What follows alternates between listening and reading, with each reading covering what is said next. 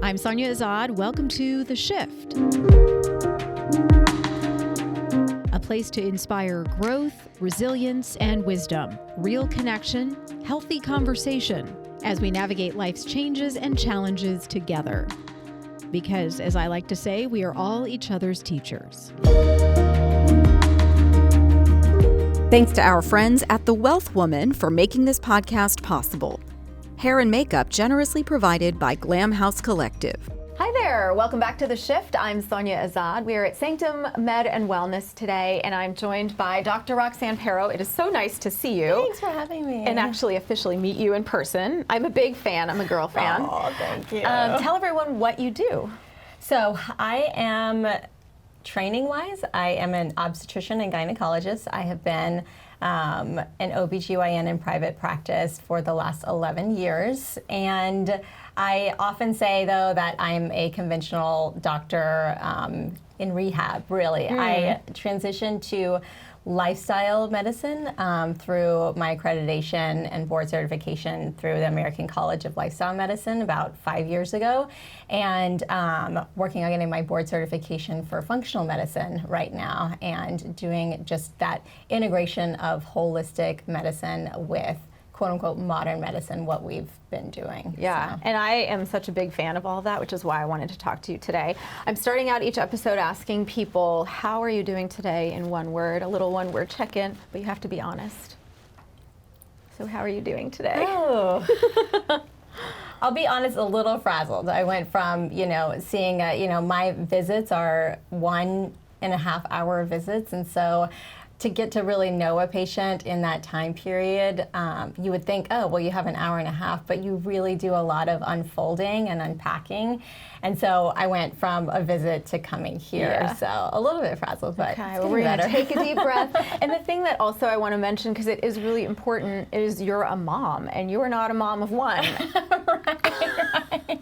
But you've been through your own IVF journey, which you talk about really pretty publicly. Oh, absolutely. I am an open book for anyone who wants to hear it. I definitely ascribe to the saying that, what you've been through only makes you a stronger person. And if that can help someone else to maybe not go through the struggles that I went through, then I will say everything that I've experienced. Absolutely. And how old are your kids now?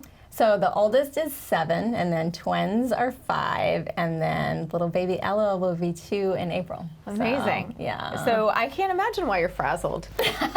Just on top of the patients. I have learned to let go of a lot of things. You don't sweat the small stuff when you have 4 kids and a job. That's what I hear, yeah. Well, and so people might be listening to this and going, wait, she just said IVF, and then she said 4 kids. Like, how did that happen? Yeah.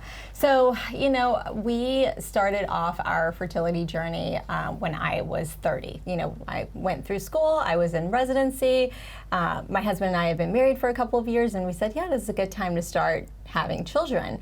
And, the thing about us as women is we don't get concerned about our fertility until that doomed age of 35, which is really frustrating now looking back on things, because technically speaking, your fertility starts to decline even at age 30. But I'm one of 10 kids. My sisters had no problems getting pregnant, so I never once thought about it. And a year later, I was at my doctor's office letting her know that we had tried for pregnancy, that nothing had happened, and what we should do. That led us onto a 5-year infertility journey. So we didn't conceive with our first until I was 35, and he was actually through artificial insemination, and then our twins had been frozen embryos that we were saving up to use, and we actually implanted them, and it was both successful.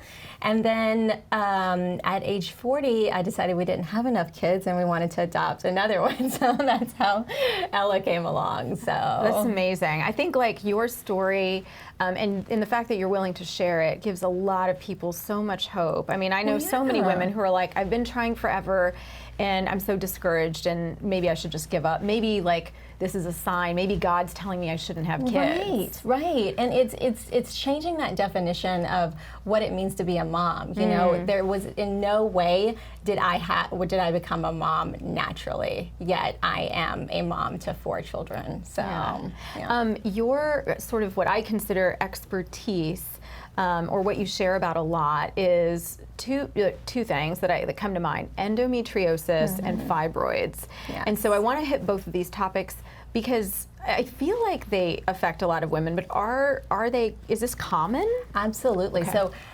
fibroids, which the technical term is leiomyoma, they are very prevalent. So up to 25% of women of reproductive age will be diagnosed with fibroids.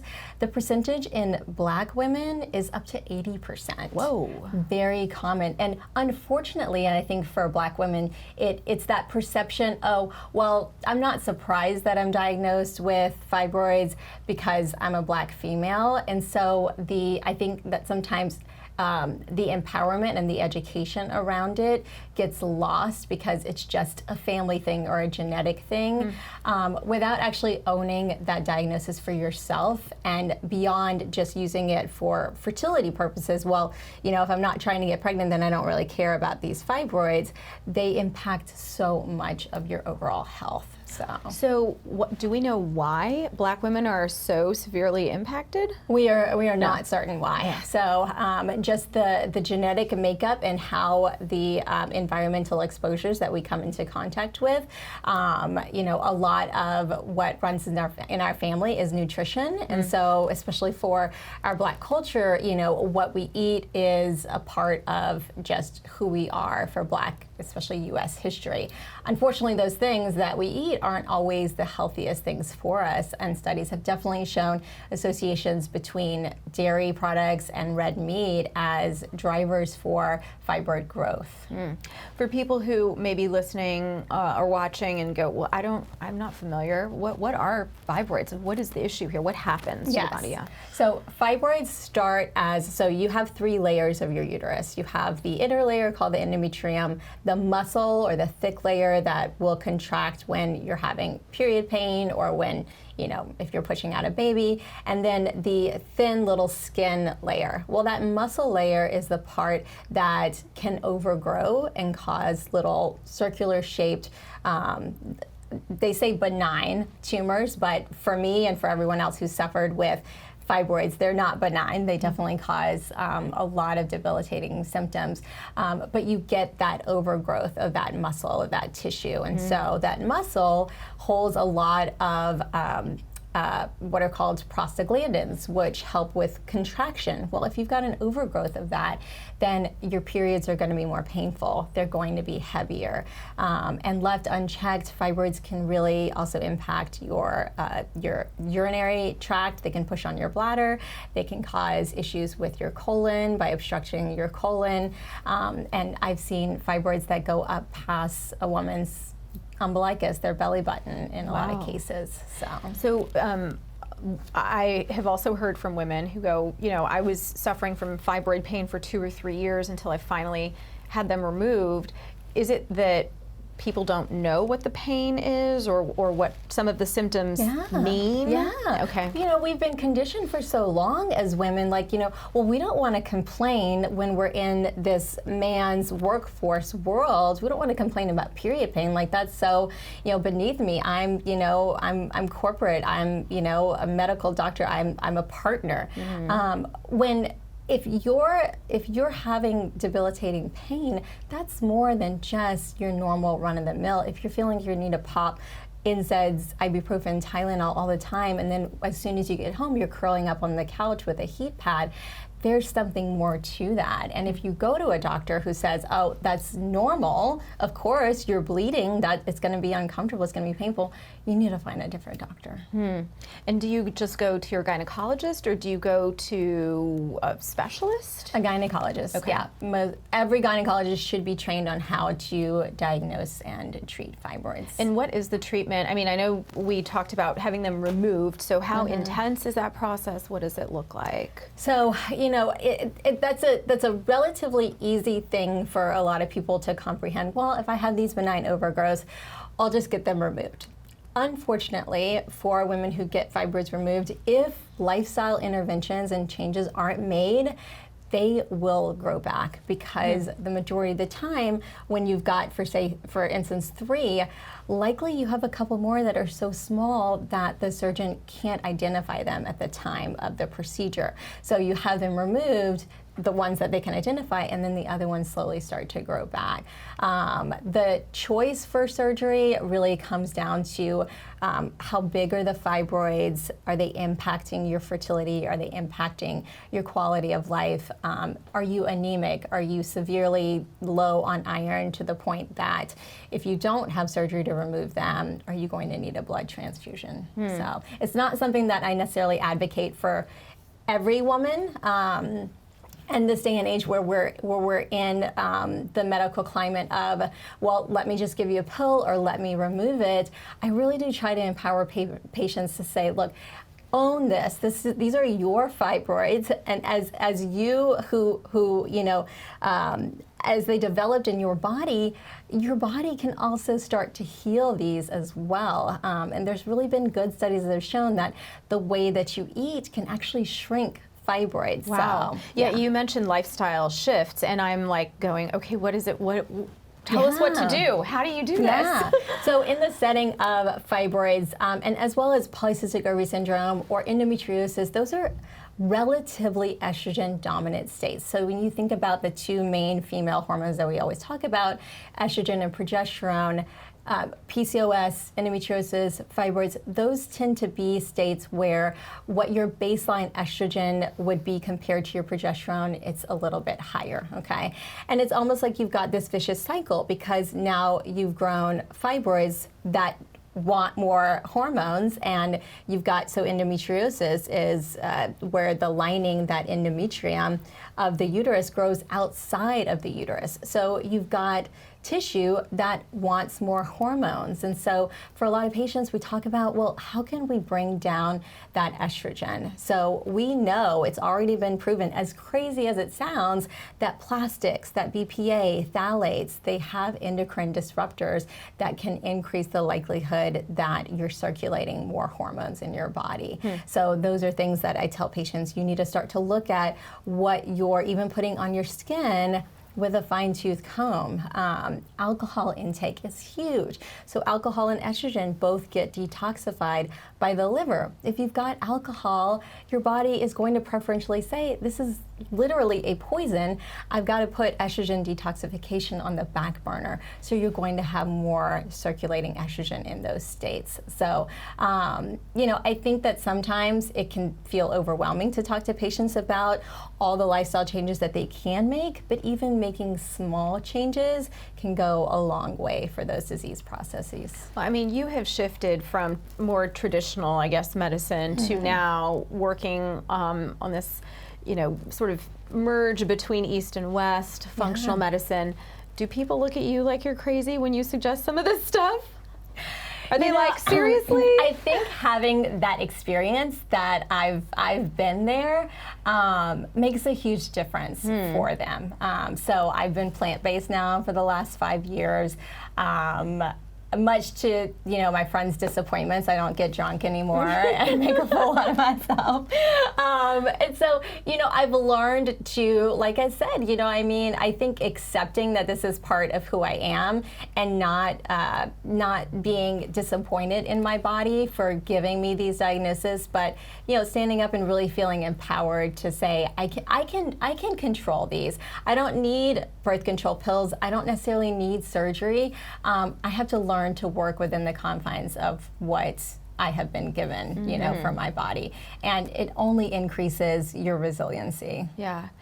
Now, you talked about fibroids and how common that is. What about endometriosis? Yeah, so endometriosis right now, it's 6 to 10% of reproductive age women. Unfortunately, endometriosis is harder to diagnose. So we know there are more women out there that are suffering from a missed diagnosis of endometriosis.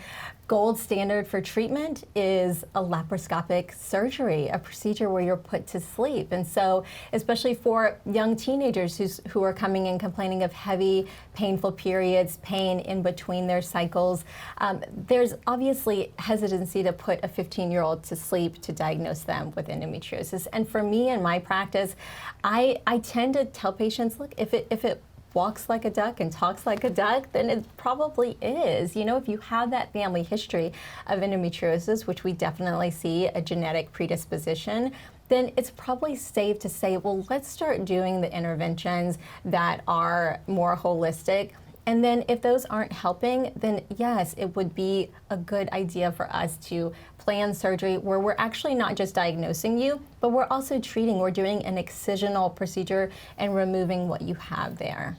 How much of this comes down to communication? Because I've talked to so many doctors who say, look, if you're not talking about this, if no one knows what you're feeling or some of the symptoms that you're experiencing, whether it's a parent or a spouse or a physician, then we can't help you. And I do feel like a lot of women live in silence, or especially you mentioned teenagers, like they're probably just thinking and or being told this is common, right, take an Advil or whatever. Right. No, it's huge. And you know, just like, so because, why is endometriosis so hard to diagnose?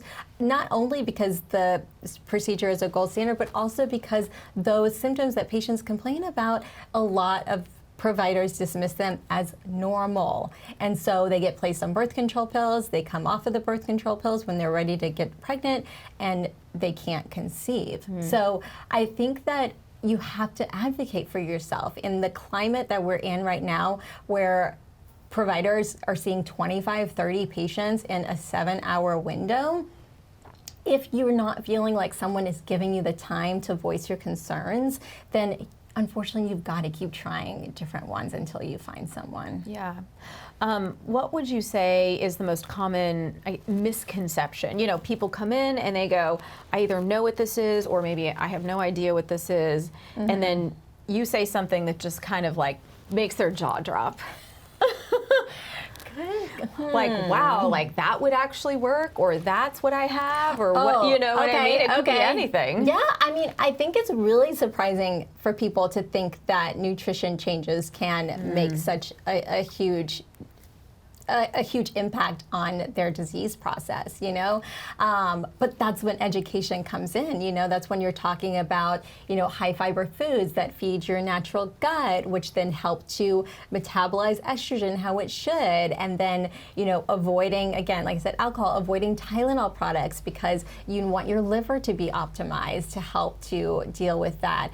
And I think that it's probably really jaw-dropping because it's seemingly such a hard thing to comprehend, making diet changes. But if you do it in the setting of what small changes can you give me right now, and what things can we continue to build on, I guarantee as the patient, as the woman continues to feel better, they will be motivated to continue to make those changes. Are these changes that you started making and then, you know, that kind of shifted even how you approach your work?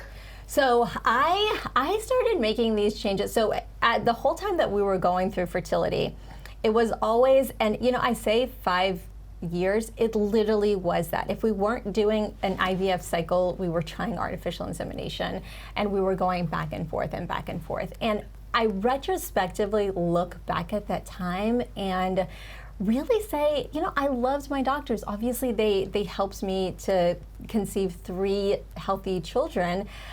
But what could I have done to help? You know, I felt so disconnected from that process because it was the doctor telling me to take this or them to tell me to come in to do this procedure. They never once said, not even, you know, when we're talking about supplements, so things like choline or, you know, different formulations of folate or CoQ10 that help with egg quality. There was no mention of those things. And I think that what we're seeing now is we're seeing motivated patients who have access to PubMed and to other things on the internet that are legitimate research sources, and they're bringing it now to the physicians and saying, hey, what do you think about this? Because so much of being a healthy woman is about being an educated and empowered woman. So. How, or I guess where, do you see this functional medicine approach going in the next, I feel like it's blown up in the last 5 to 7 years for sure, Yeah. maybe 10 years.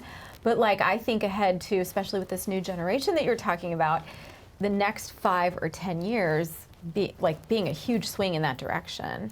Yeah, I hope so, and I hope that it doesn't necessarily overshoot, because I feel like I wish there wasn't such a binary system that we have going on. It's either conventional Western medicine or it's holistic functional medicine. And what I try to do in my practice is I try to say, yeah, let's start with these natural interventions if you're healthy and you're motivated for it. But if you're not, then for the short period of time, let's put you on a birth control pill so that you don't get anemic to the point where you need to be hospitalized and you need a transfusion. But let me talk to you about the informed risk of being on the birth control pill, what we can do to mitigate those risks, and let's work through it. So, but I hope that more natural, holistic, patient-empowered interventions are at the forefront for the future. And I think it does take,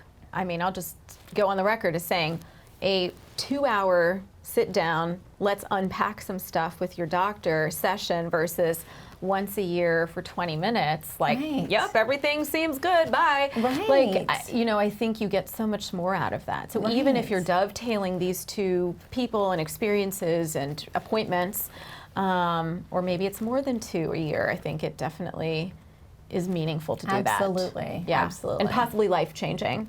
So, Dr. Pero, thank you so much for your time you're so today. welcome. I learned Thank you so for much. having me. I learned so much. And I really, really appreciate your willingness to share your personal journey too, because I think absolutely. you're right. That punctuates things for people, and it makes them go, okay, if she could do it, I can do it. Yes, Yeah. absolutely. Okay. Yes. Thanks so much, and thank you guys for joining us for The Shift. I'm Sonia Azad. We'll see you next time. This series was brought to you by The Wealth Woman. Why settle for a traditional financial advisor that only keeps you from going broke when you can work with The Wealth Woman?